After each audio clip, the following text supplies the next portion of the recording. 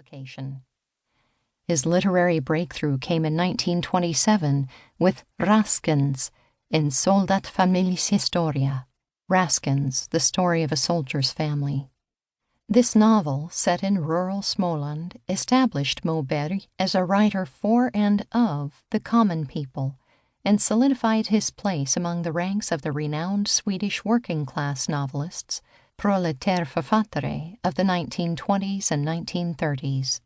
These authors, including Jan Fridegård, Ivar Lo-Johansson, and Moa Martinsson, were the first in Swedish literature to describe the lives of the lower classes from the perspective of men and women who themselves had grown up among the working poor. Moberg's depictions of the customs and ways of life in Småland constituted his major contribution to this group of writers.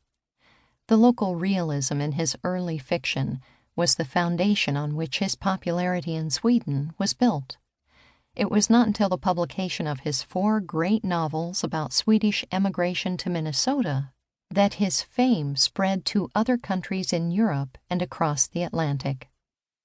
In 1929, Moberg moved north to Stockholm with his wife and family. Despite his restless spirit, he kept a permanent residence near that city until his death on August 8, 1973. Moberg and emigration.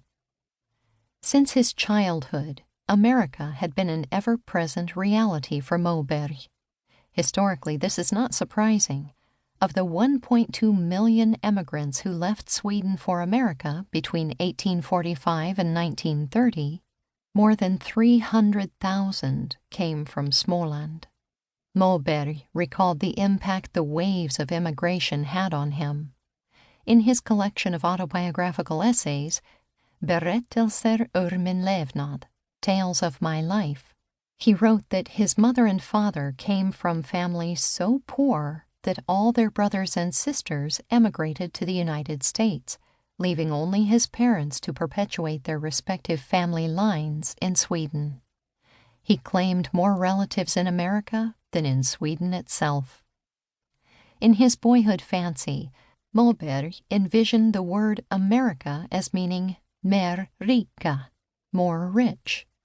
The steady supply of America letters, the money orders in dollars, and the Swedish-American newspapers Moberg described as invading his boyhood home so sparked his imagination that at the age of 18 he planned to emigrate himself, only to be stopped at the last moment, as he reported it, by his mother's and grandmother's laments that seeing a son off to America from the railway station was the same as attending the boy's funeral.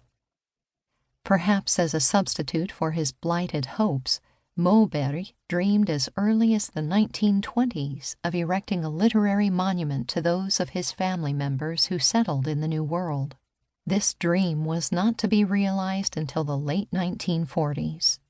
During the 1930s, Moberg, long a staunch supporter of socialist reforms, attacked the ruling Social Democratic Party for its perpetuation of the bureaucracy and for its support of the Swedish state church.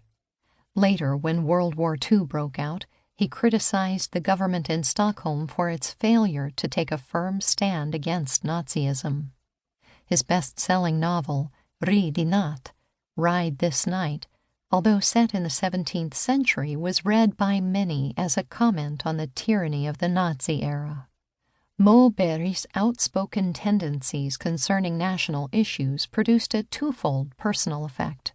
First, they guaranteed his disfavor among many influential public figures.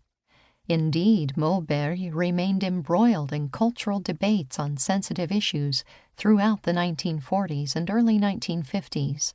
He protested cases of blackmail and cover-ups in the Swedish police force and legal system and argued against the continued existence of the Swedish monarchy.